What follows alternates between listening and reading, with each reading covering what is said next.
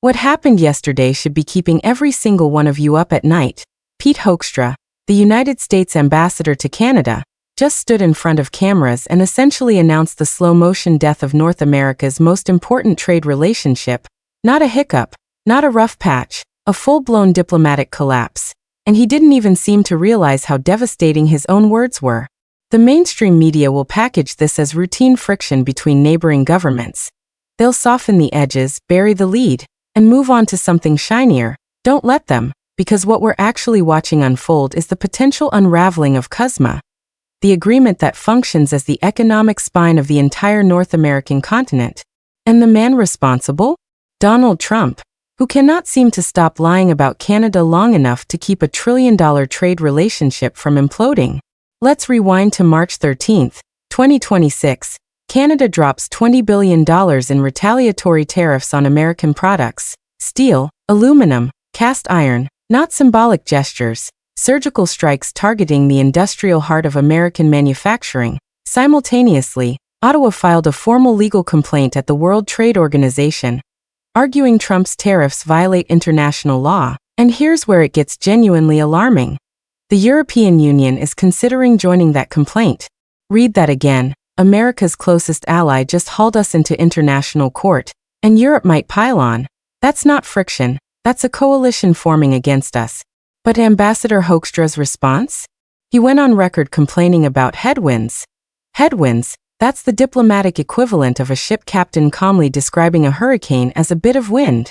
Translation: we are completely lost, we have no map, and the other side has stopped answering our calls.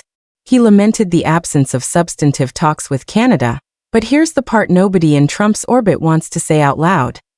There are no talks because Prime Minister Mark Carney walked away, not paused, not postponed, walked away, entirely. Now before you dismiss Carney as just another politician playing hardball, understand who this man actually is. He's not some career bureaucrat who stumbled into power.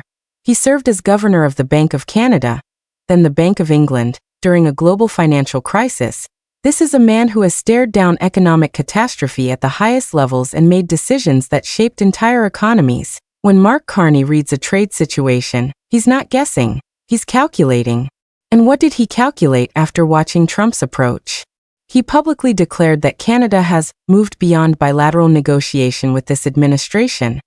That sentence isn't diplomatic language. That's a breakup notice. That's Canada telling the United States, we've watched how you operate, we've seen you break promises, we've heard your lies. And we're done pretending this is a negotiation conducted in good faith.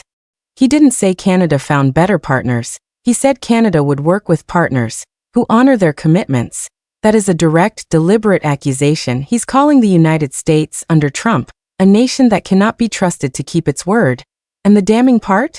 He's not wrong. While all of this was unraveling, Trump was publicly questioning whether CUSMA, the very agreement he personally renegotiated and signed, should even continue to exist. He called it irrelevant. He mused that it may have served its purpose. This is an agreement governing over $1 trillion in annual trade. An agreement that American farmers wake up every morning depending on. An agreement that keeps factory floors humming from Michigan to Minnesota. And the President of the United States is treating it like a magazine subscription he's thinking about canceling. It gets worse. The U.S. Trade Representative has been floating the idea of scrapping the trilateral CUSMA framework entirely and replacing it with separate bilateral deals. One with Canada, one with Mexico. If you're wondering why, the answer is brutally simple. Divide and conquer. Negotiate with each country alone. Play them against each other. Extract maximum concessions from two isolated parties who can't coordinate a response. It's the same playbook Trump uses everywhere. Break alliances, create isolation, manufacture chaos, and call it leverage. Now let's talk about the lies, because they matter enormously here. Trump justified his 25% tariffs on Canadian goods by pointing to fentanyl crossing the northern border. It sounds alarming until you look at the actual data, at which point it becomes almost laughably dishonest. The overwhelming majority of fentanyl entering the United States comes through the southern border and from China. The amount seized at the Canadian border is so small it barely registers statistically, but fear is a more useful political tool than accuracy, so Trump chose fear. He also cited illegal immigration from Canada as justification. Illegal immigration from a country with universal health care, robust social programs, and by most measurable standards a higher quality of life than the United States. The notion of desperate waves of Canadians sneaking across the border is so absurd it would be funny if it weren't being used to justify economic warfare against our most important trading partner. Carney called out these lies publicly, without hesitation, not in a quiet diplomatic cable designed to avoid embarrassment. He did it on the record in front of cameras, with full awareness of the international audience watching. And why wouldn't he? Trump's approval rating among Canadians is essentially non-existent. Standing up to American bullying isn't politically risky in Canada right now. It's rocket fuel for popularity.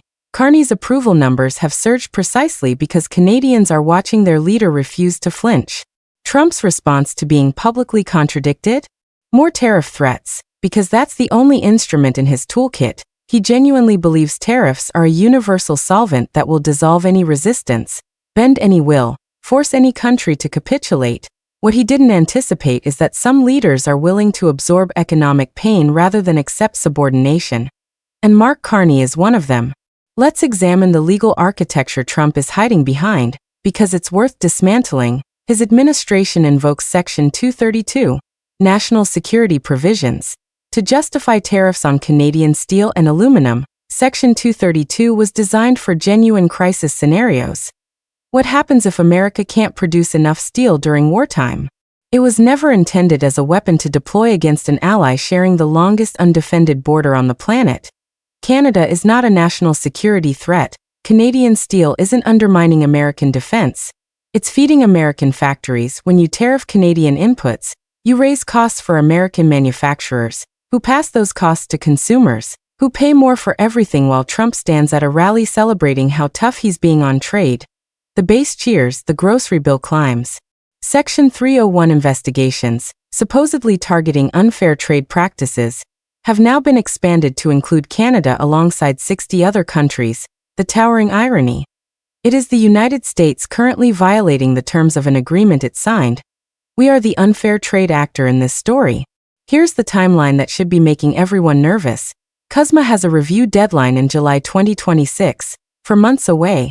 At that review, each country can renew for 16 years, withdraw entirely, or trigger an annual review mechanism that essentially guarantees perpetual instability.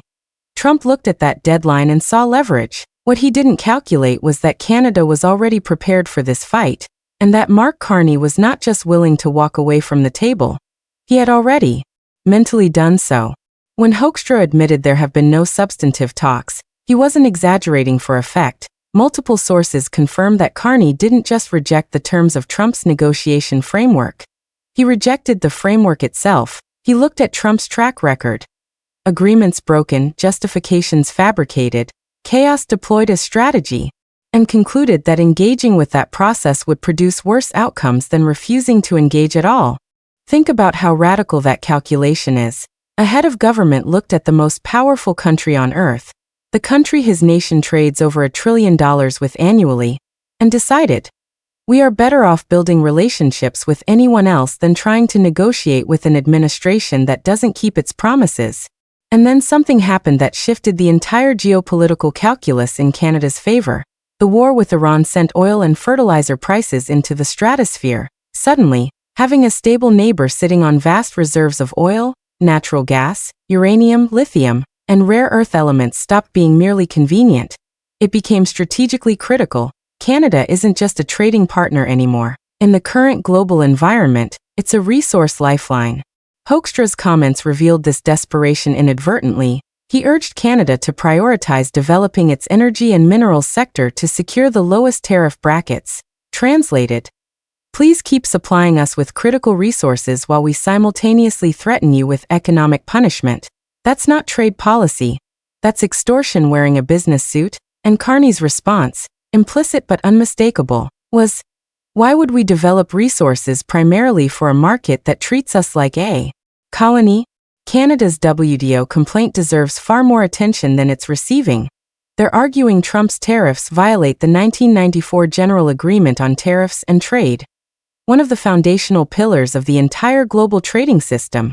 If the WTO rules in Canada's favor, it doesn't just embarrass the United States, it provides legal cover for every other country to retaliate against American trade policy. It signals to the entire world that the U.S. is a nation that signs agreements and then ignores them when inconvenient. Trump has threatened to withdraw from the WTO entirely, which tells you everything about how comfortable he is operating outside the rules-based international order. But the damage goes far beyond any single ruling. Every country watching this drama unfold is drawing the same conclusion. Signing a trade deal with America under Trump is a gamble, not a guarantee, and unreliable partners don't get the most favorable terms, they get isolated. The European Union potentially joining Canada's WTO complaint would create something genuinely unprecedented. A unified North American and European front against American trade behavior. China's leadership is watching this with undisguised satisfaction. This fracturing of Western economic alliances is precisely what Beijing has spent years hoping to engineer. Trump is delivering it to them for free. While Trump has been busy manufacturing enemies, Carney has been quietly building something new, stronger ties with the EU. A market actually larger than the United States, deeper relationships with Japan, South Korea, and growing Asia-Pacific economies. Canada is actively marketing itself to the world as the anti-Trump. Predictable policy, respect for international agreements, cooperation over confrontation, rule of law over rule of ego. European leaders find this pitch extremely attractive. Asian economies see Canada as a stable bridge to Western markets without the volatility of direct American exposure. This rebranding isn't temporary positioning. It's a long-term structural shift in Canadian foreign policy. Even if a different American president arrives in 2029 with genuinely good intentions and a desire to repair the relationship, the damage will already be baked in. Canadian companies will have established new customers. Canadian politicians will have internalized the lesson that over-reliance on the United States is a strategic vulnerability, the deep economic integration that defined North America for generations will have cracked in ways that can't be fully repaired. The auto industry alone illustrates why CUSMA's collapse would be catastrophic. Modern vehicles aren't built in one country. They're assembled across a continent, an engine from Canada, a transmission from Mexico, electronics from both. The steel in that engine may have crossed the border multiple times during various stages of processing. You cannot surgically separate Canadian trade from Mexican trade without tearing apart supply chains that took decades to optimize. Trump doesn't grasp this complexity because he doesn't want to. Trade, in his worldview, is simple. Tariffs are weapons and weapons win. Meanwhile, Canada and Mexico have been comparing notes. They've coordinated their responses, shared intelligence about Trump's tactics, and reached the same conclusion. Allowing him to negotiate with them separately would enable him to play them against each other. So they've maintained a united front. When Trump threatens one, the other responds in solidarity.